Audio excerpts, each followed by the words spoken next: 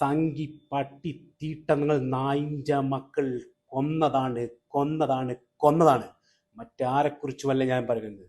കഴിഞ്ഞ ദിവസം മരണപ്പെട്ട ഡോക്ടർ റോയ് സാറിനെ കുറിച്ചാണ് ഞാൻ പറയുന്നത്. നിങ്ങൾ നോക്കൂ, നമ്മുടെ രാജ്യത്തിൻ്റെ പോക്ക് എങ്ങോട്ടാണ്.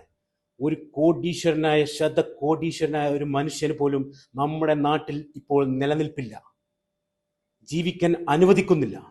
അപ്പോൾ പാവപ്പെട്ട നമ്മളെപ്പോലുള്ള അന്നത്തിന് വേണ്ടി ജീവിക്കുന്ന നമ്മളുടെ അവസ്ഥ എന്തായിരിക്കും? ഒരു ശതകോടീശ്വരന് ഇങ്ങനെ ജീവിക്കാൻ അനുവദിക്കുന്നില്ലെങ്കിൽ നമ്മുടെ നാടിൻ്റെ അവസ്ഥ എങ്ങോട്ടെത്തി എന്നുള്ളത് നമ്മൾ ഓരോരുത്തരും ചിന്തിക്കേണ്ട ഒരു വിഷയമാണ്. ഞാൻ വെറുതെ പറയുകയല്ല. നിങ്ങളൊന്ന് ആലോചിച്ച് നോക്കൂ. BJP കുറെ കഴിഞ്ഞ കാലങ്ങളായിട്ട് ശ്രമിക്കുകയാണ് കേരളം എങ്ങനെ പിടിക്കാം എന്നുള്ളത്. ഇപ്പോൾ അവർക്കൊരു ഉത്തരം കിട്ടിയിട്ടുണ്ട്. എന്ത്? ഈടിനെ കൊണ്ട് നമ്മളെ കേരളം പിടിച്ചെടുക്കാം.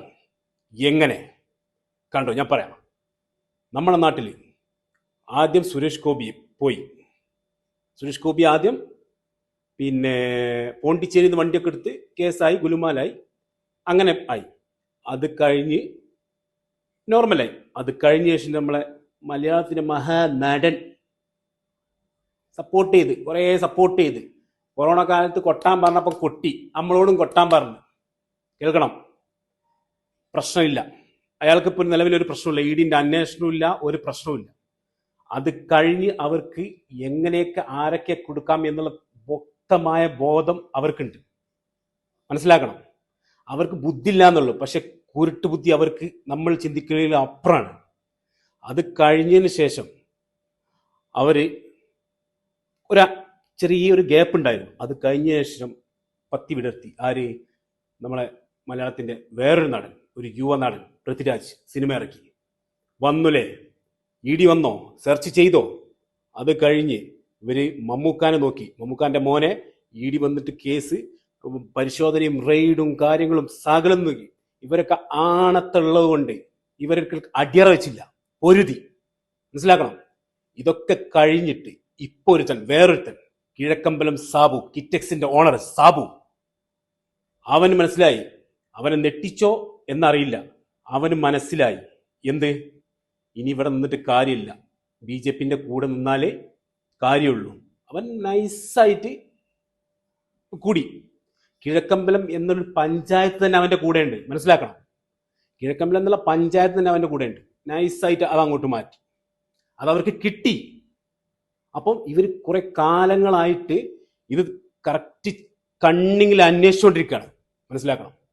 ഇപ്പൊ കഴിഞ്ഞ പഞ്ചായത്ത് ഇലക്ഷനിൽ കഴിഞ്ഞല്ലോ, വോട്ട് എല്ലാവരും അങ്ങോട്ടും ഇങ്ങോട്ടൊക്കെ മാറിക്കൊടുത്തു.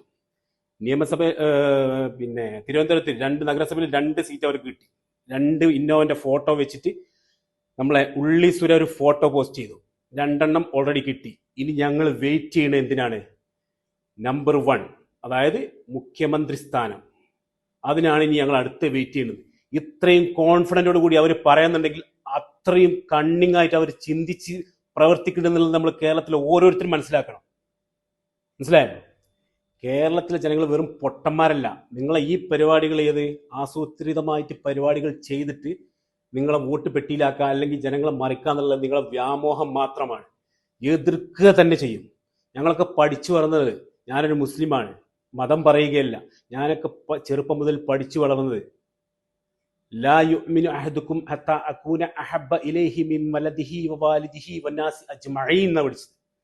അതായത് ഒരുത്തനും യഥാർത്ഥ വിശ്വാസിയാവുകയില്ല അവൻ്റെ മാതാപിതാക്കളെയും അവൻ്റെ മക്കളെക്കാളും അവൻ്റെ മറ്റാരെക്കാളും മുഹമ്മദ് നബിയെ ഇഷ്ടപ്പെടൽ കൊണ്ടല്ലാതെ ഒരുത്തനും യഥാർത്ഥ വിശ്വാസിയാവുകയില്ല എന്നാണ് പറഞ്ഞത്. അതായത് ഇസ്ലാമിൽ ഒരു മുസ്ലിം ആണെങ്കിൽ നമ്മൾ ഏറ്റവും അധികം ആദ്യം സ്നേഹിക്കേണ്ടത് ലോകത്തിന്റെ നേതാവ് മുഹമ്മദ് നബിനെയാണ് നമ്മൾ പഠിച്ചിട്ടുള്ളത്. ആ നേതാവ് പറയുന്നത് എന്താണെന്ന് കൂടി ഞാൻ പറഞ്ഞുതരാം. നമ്മൾ വലിയ പാണ്ഡിത്യമുള്ളതാണെന്നല്ല, മദ്രസയിൽ കുറച്ച് കാര്യങ്ങൾ പഠിച്ചു വെച്ചിട്ടുള്ള അറിവ് വെച്ചിട്ടാണ് സംസാരിക്കുന്നത്. ആ മുഹമ്മദ് നബി പറഞ്ഞത് എന്താ വെച്ചാൽ, എൻ്റെ രാജ്യമായ മക്കയാണ് നിങ്ങളെ ആക്രമിക്കാൻ വരുന്നതെങ്കിൽ നിങ്ങൾ നിങ്ങളുടെ രാജ്യത്തിന്റെ കൂടെ കൂടണം എന്നാണ് പറഞ്ഞത്. അതായത് ഒരു യഥാർത്ഥ മനുഷ്യസ്നേഹി അല്ലെങ്കിൽ രാജ്യസ്നേഹി ആവണം എന്നുണ്ടെങ്കിൽ അവന്റെ രാജ്യത്തിനെ ഇഷ്ടപ്പെടണം. ആ ഇഷ്ടപ്പെടുന്ന ഒരു കാര്യം നമുക്കത് സൽഗുണ പ്രവൃത്തിയായിട്ട് നമ്മളിൽ രേഖപ്പെടുത്തുകയാണ്. അതാണ് ഇസ്ലാം. അല്ലാതെ ആരാനും കൊല്ലാനും ചതിക്കാനും പിടിക്കാനൊന്നും ആരും പറയുന്നില്ല. മനസ്സിലായോ? ഇതൊക്കെ പഠിച്ചു വളർന്ന നമ്മൾ ഇവർ ഈ നെറികെട്ട രാഷ്ട്രീയം കാണുമ്പോൾ ഇത് ഞാൻ എൻ്റെ കാര്യം മാത്രമല്ല, നമുക്ക് വേണ്ടിയാണ് ഞാൻ സംസാരിക്കുന്നത്. ഇതിന്റെ പേരിൽ എന്നെ ഇനി ഈ ബി ജെ പിക്കാർ എന്ത് വേണമെങ്കിലും ചെയ്തോട്ടെ. നമ്മൾ കൊണ്ടോട്ടിക്കാരായിട്ട് പേടില്ല, ചെറുപ്പം മുതലേ പേടില്ല. കൊല്ലാനാണെങ്കിലും ചാവാനാണെങ്കിലും ഈ പറഞ്ഞതിൽ ഇർഷാദ്, എൻ്റെ പേര് ഇർഷാദ് എന്നാണ്, ഉറച്ചു നിൽക്കുന്നു. ഇത് എനിക്ക് വേണ്ടി മാത്രമല്ല ഞാൻ ഈ പറയുന്നത്, നമ്മളെ നാടിന് വേണ്ടിയിട്ടാണ് പറയുന്നത്. കഴിഞ്ഞപ്പോൾ ഇവിടെ അടുത്തൊരു പഞ്ചായത്ത് ഇലക്ഷൻ നടന്നല്ലോ. നിങ്ങൾ CPM-ഉം BJP-യും കോൺഗ്രസും എല്ലാവരും കൂടിയിട്ട് നിങ്ങൾക്ക് അനുസരിച്ചിട്ട് എന്ത് ചെയ്തു? വോട്ട് മറിച്ചു കൊടുത്തില്ലേ? പൈസക്ക് വേണ്ടിയിട്ട് മറിച്ചു കൊടുത്തില്ലേ? അത് പോട്ടെ, നാട്ടിലെ കാര്യങ്ങളാണ്. വരാൻ പോകുന്ന നിയമസഭാ തെരഞ്ഞെടുപ്പ് നിങ്ങൾ ഓരോരുത്തരും ശ്രദ്ധിച്ച് വോട്ട് കുത്തിക്കോ. പപ്പു പറഞ്ഞ പോലെ കുത്തുമ്പോൾ ഓർത്ത് കുത്തിക്കോ, ഇല്ലെങ്കിൽ അനുഭവിക്കേണ്ടി വരും. എഴുതി വെച്ചോ, അനുഭവിക്കേണ്ടി വരും. കാരണം ഇവർ അത്രയും വ്യക്തമായിട്ടാണ് കേരളം പിടിക്കാൻ വേണ്ടിയിട്ട് പ്ലാൻ ചെയ്തിരുന്നത്. ഓരോ CPM ആയിക്കോട്ടെ, കോൺഗ്രസ് ആയിക്കോട്ടെ, ആരായിക്കോട്ടെ, ഇവർക്ക് മുകളിൽ ഫണ്ട് വരാനുണ്ട്. കേരളത്തിലേക്ക് ഒഴുക്കാൻ ഇവരടുത്ത് കോടിക്കണക്കിന് ഫണ്ട് കെട്ടിക്കിടക്കുന്നുണ്ട്. അപ്പോ ആ ഫണ്ട് വാങ്ങിയിട്ട് കോൺഗ്രസ് ആയിക്കോട്ടെ, ലീഗ് ആയിക്കോട്ടെ, CPM ആയിക്കോട്ടെ, ഒരുത്തനെങ്കിലും ഇവർക്ക് അനുകൂലമായിട്ട് സപ്പോർട്ട് ചെയ്താൽ, ഞാൻ നിഷ്പക്ഷമായിട്ട് നിൽക്കുന്ന യുവാക്കളോടാണ് കാര്യം പറയുന്നത്, ശ്രദ്ധിക്കുക.